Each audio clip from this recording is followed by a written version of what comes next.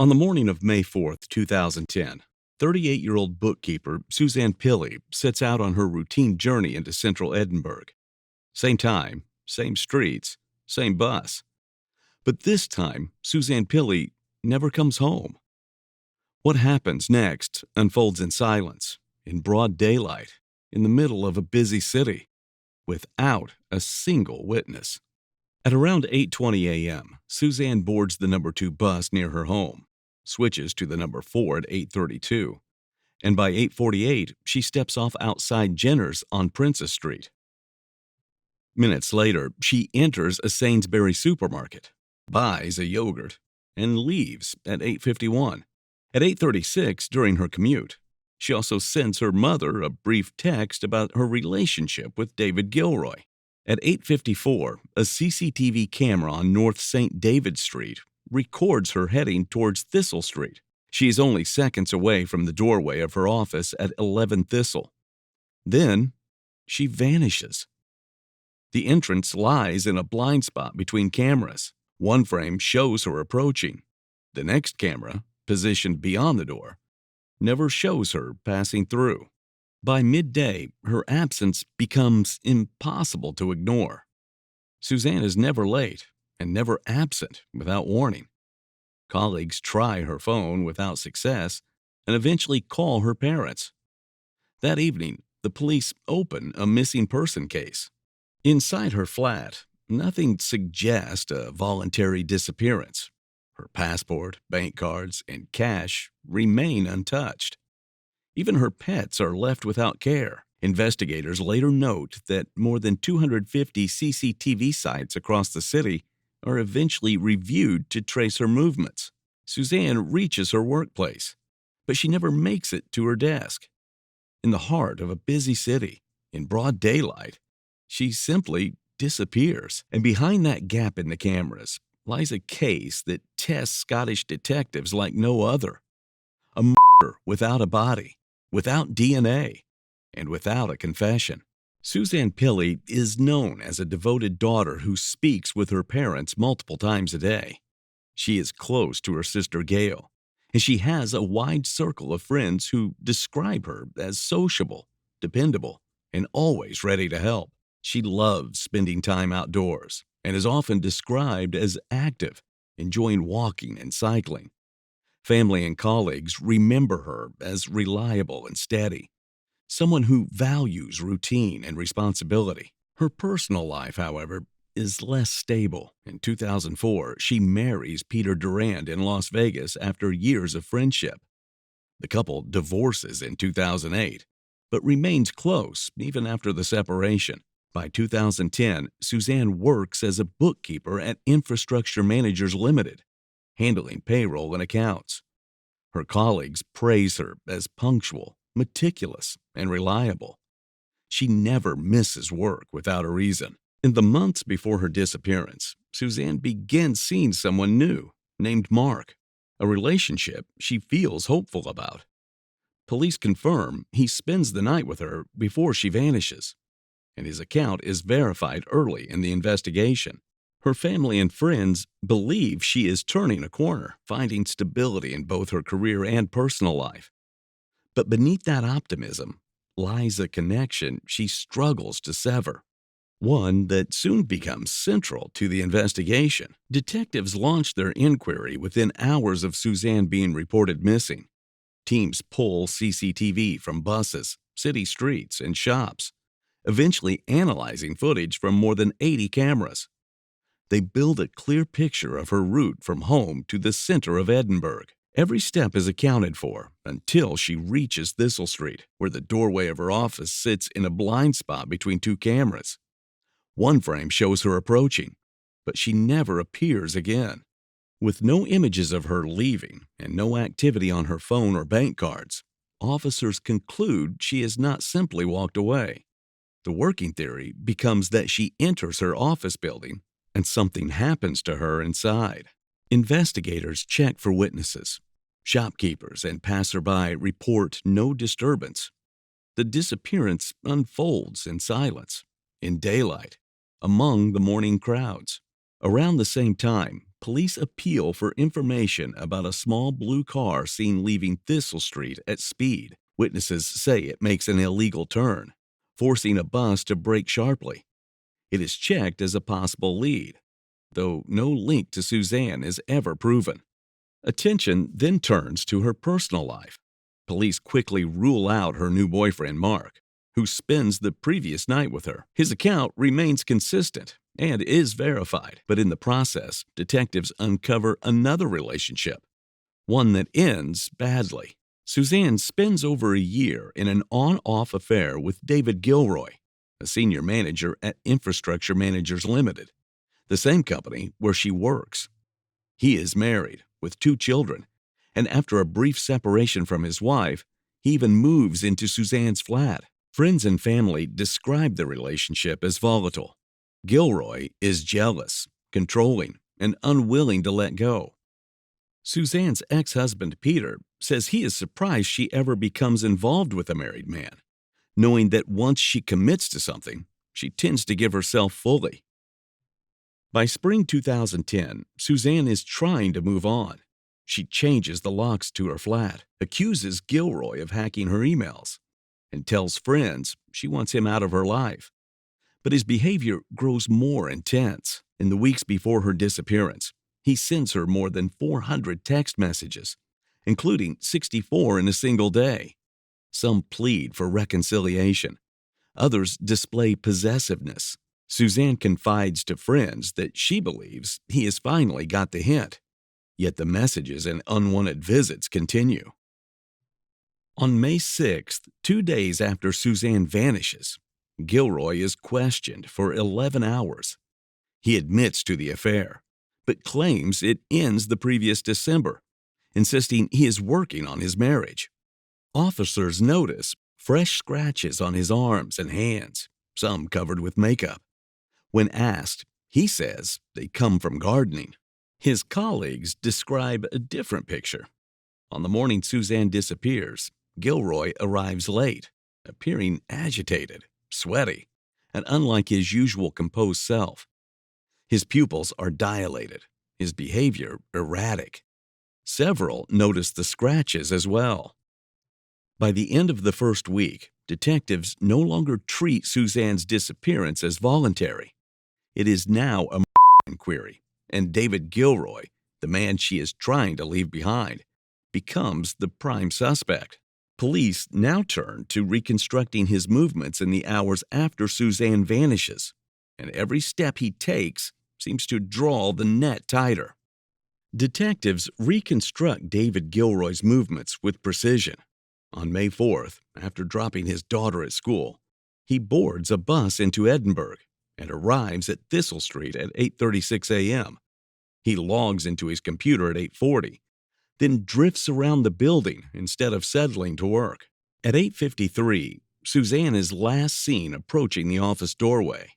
Investigators believe Gilroy intercepts her there and draws her into the basement car park. The layout is awkward.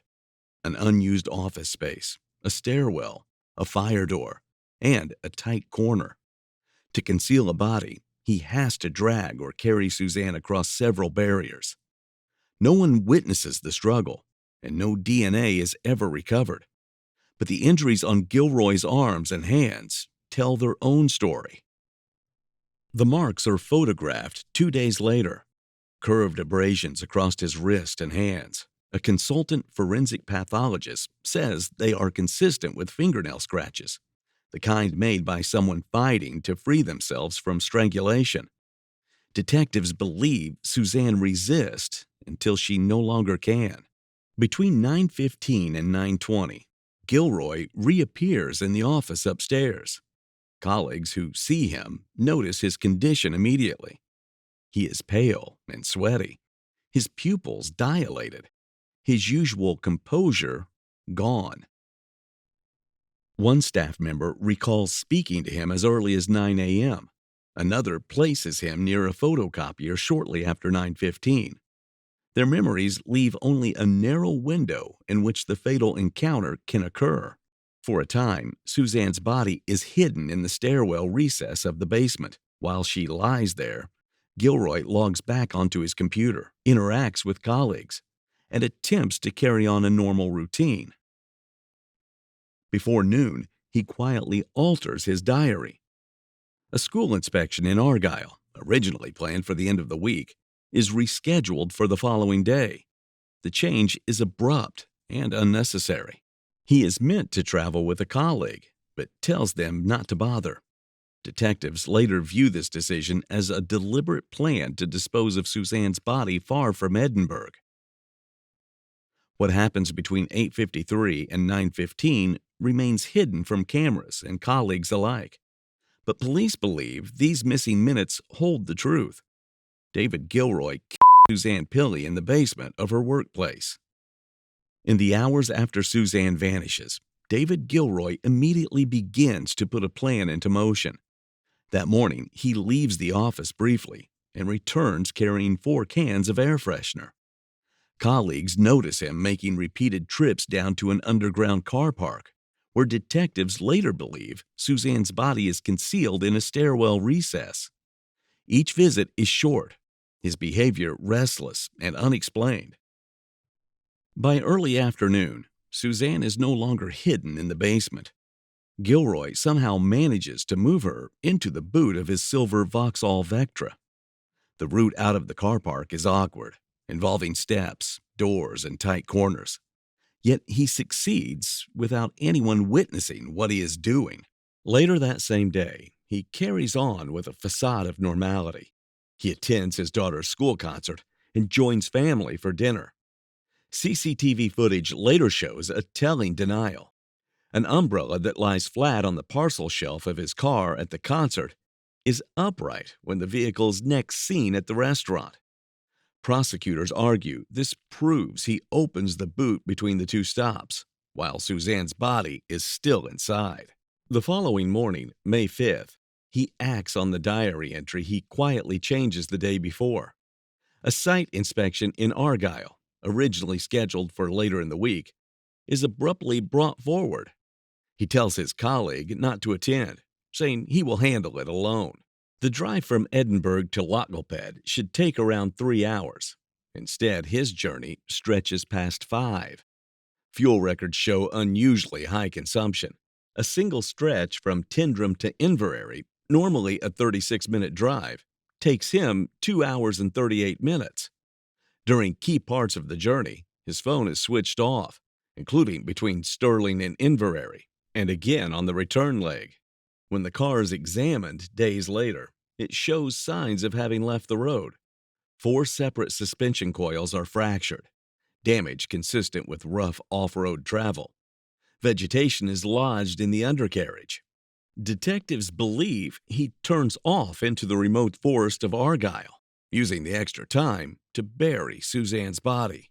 Police later focus search efforts on the vast expanse of Argyll Forest Park, particularly around the Rest and Be Thankful Pass. Public appeals are issued for sightings of a silver Vauxhall Vectra between 1 and 3:30 p.m., and again between 7 and 9 p.m. on May 5th. Not a single confirmed sighting comes back. Back in Edinburgh, colleagues remember his behavior with equal clarity. He appears unsettled, sweaty, and unlike his usual self. Several notice fresh scratches on his hands and arms. Days later, cadaver dogs confirm what police already suspect. The animals give strong alerts in 3 specific places: the stairwell recess of the basement, the path leading toward the car park, and the boot of Gilroy's Vectra. Taken together, the details form a chilling picture. The air fresheners to disguise odor, the repeated visits to the basement, the decision to keep a body in his car while attending family events, the unexplained detours, the phone silence, the umbrella moved, and the damage to his vehicle. Each step builds the outline of a cover-up carried out in plain sight. Suzanne is missing, and Gilroy offers no explanation. Without a body, police know they must construct a case from patterns, behavior, and circumstance. The question is whether it will be enough to secure a conviction. Detectives know they face an uphill struggle. Without a body, DNA, or a weapon, every detail matters. What they assemble is a mosaic of circumstance, but one that points to David Gilroy at every turn. The most visible evidence is on Gilroy himself. Fresh scratches cover his hands, wrists, and forearms. Photographs taken on May 6th document them clearly. A forensic pathologist testifies they are consistent with defensive injuries, the kind made when a victim claws at her attacker's hands during strangulation. Gilroy claims they come from gardening. When officers check his property, they find no evidence of recent gardening work. Later, he suggests they are caused by a self-tanning lotion. Tests reveal cosmetic makeup on his hands, confirming he tries to cover them. Investigators turn to his electronic footprint. In the weeks before Suzanne disappears, Gilroy bombards her with hundreds of texts. On day one alone, he sends 64 messages. She confides to friends that she wants the relationship to end, and her tone in the text reflects that. After May 4th, however, Gilroy's phone falls silent. Detectives argue that he stops contacting her, not because he loses interest, but because he already knows she is. His behavior after the disappearance is equally suspicious. Several colleagues note that on May 4th, he appears unusually sweaty and restless, with dilated pupils and a tense manner. He is seen making multiple trips to the basement car park. At least 2 staff members notice scratches on his hands that morning. Then comes the reported burglary. Only days after Suzanne vanishes, Gilroy tells police his home has been broken into. The only items missing are his phone and laptop devices, capable of holding damning evidence of contact with Suzanne. There is no sign of forced entry. Officers come to believe the burglary is staged to remove evidence. The forensic trail is thin, but not empty. Specialist cadaver dogs are brought in. They alert strongly in 3 locations: the stairwell recess of the IML basement, the path to the car park, and the boot of Gilroy's Vauxhall Vectra. No DNA is recovered, but the dog's reactions suggest a body has been present and then removed. The car itself tells its own story. Mechanics find 4 fractured suspension coils, damage consistent with driving off-road over uneven ground. Plant material is trapped under the wheel arches. The anomalies in his mileage and fuel consumption match the theory that he leaves the road in Argyll Forest Park to conceal Suzanne's body. The diary entry adds another layer. On May 4th, shortly after Suzanne is last seen, Gilroy alters his schedule. A site inspection in Argyll, originally set for later in the week, is moved forward to May 5th. He instructs his colleague not to attend, insisting he will go alone. Detectives interpret this as deliberate planning, creating a legitimate excuse to travel to a remote location where he can dispose of the body. By summer 2010, police build a case that is entirely circumstantial, but deeply compelling. Gilroy's obsessive text, his sudden silence, the scratches disguised with makeup, the staged burglary, the cadaver dog alerts, the damaged car, the suspicious rescheduled trip, and his visibly agitated state at work all point in one direction. When the case reaches court, prosecutors describe Suzanne's final resting place as a lonely grave in Argyll. They argue that Gilroy chooses his route west not for business, but for disposal, and that every anomaly in his movements shows he is hiding a crime.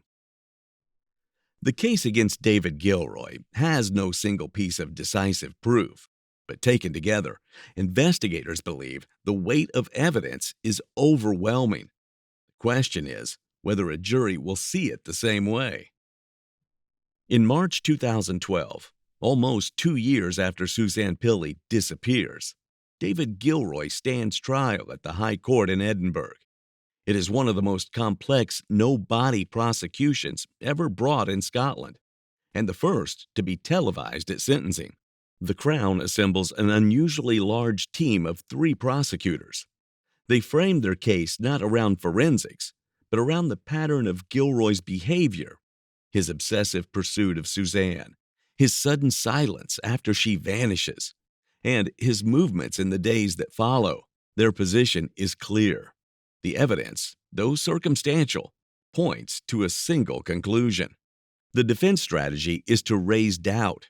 They suggest Suzanne may be seen alive later, pointing to an unconfirmed report of a woman resembling her in a shopping center.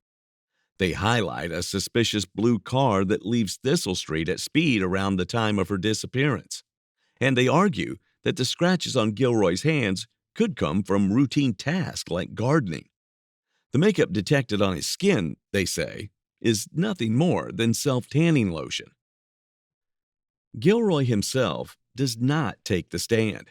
His wife, Andrea, is legally entitled to decline to testify against him, and she exercises that right. The absence of their voices means the jury hears only from colleagues, experts, and police officers. As part of the trial, the jury is taken to Thistle Street. They visit the office building, garage, and stairwell to see for themselves the route Suzanne would take and the space where prosecutors say she is killed and hidden. This is done so they can understand how the crime might be carried out unseen in minutes. The trial stretches over 4 weeks, with jurors weighing every detail. In Scotland, 3 verdicts are possible: guilty, not guilty, or not proven. On March 15, 2012, after hearing weeks of testimony, the 15-member jury returns a majority verdict of guilty on both charges: the murder of Suzanne Pilley and the attempt to defeat the ends of justice. On April 18, 2012, Lord Brackadell sentences Gilroy to life imprisonment, setting a minimum term of 18 years before parole can be considered. Cameras capture the sentencing in court, marking a historic first for UK criminal proceedings. The filming is limited to the judge, and the edited footage is broadcast later that day on television. David Gilroy begins serving his life sentence in 2012. Within months, he launches an appeal, arguing that the circumstantial case is misinterpreted. In December of 2012, the Court of Criminal Appeal dismisses it. His application to the UK Supreme Court is refused on February 7, 2014. In 2015, the Scottish Criminal Cases Review Commission opens a review, but later closes it without referral in 2017. Gilroy continues to insist on his innocence, and to this day, he never reveals what he does with Suzanne's body. For the Pilley family, the conviction brings no closure. Robert, Suzanne's father, dies in 2019 without knowing where his daughter lies. Her mother, Sylvia, and sister, Gail, continue to appeal publicly for information, urging Gilroy to tell the truth. The family's fight is no longer for a conviction, but for the chance to bring Suzanne home.